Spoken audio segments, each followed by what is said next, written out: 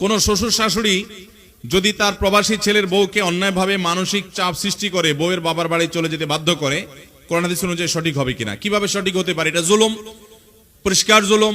আমাদের অনেক অনেক মুরব্বীরা আছেন যারা ছেলে প্রবাসে থাকে, বৌমার পিছনে লাগালাগি করেন এবং বৌমার যত দোষ আছে বা নাই এই সবগুলো কানপোড়া দিয়ে দিয়ে ছেলের কান ভারী করে এবং বৌমার সাথে সম্পর্ক নষ্ট করে দেয়। অনেক বাপমা আছে না এরকম?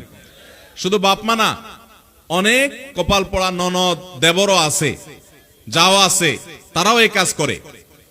যারা এই কাজগুলো করেন ভালো করে শুনে রাখেন, এই কাজগুলো করার কারণে আপনারা প্রত্যেকে কবিরা গুনাহ এবং মহাপাপ করার অপরাধে অপরাধী হচ্ছেন। আয-যুলমু যুলুমাতুন ইয়াওমাল কিয়ামা, জুলুম কিয়ামতের দিন বহুমুখী অন্ধকার হয়ে আসবে।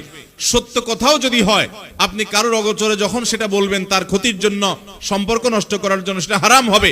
হ্যাঁ, যদি এমন কিছু হয় যে আপনার বৌমার চরিত্র নষ্ট, আপনি জানেন, দেখছেন, ছেলেকে না বললে বরং বিপদ আরো বাড়বে, সেটা তো ভিন্ন বিষয়, সংশোধনের উদ্দেশ্যে বলতে পারেন।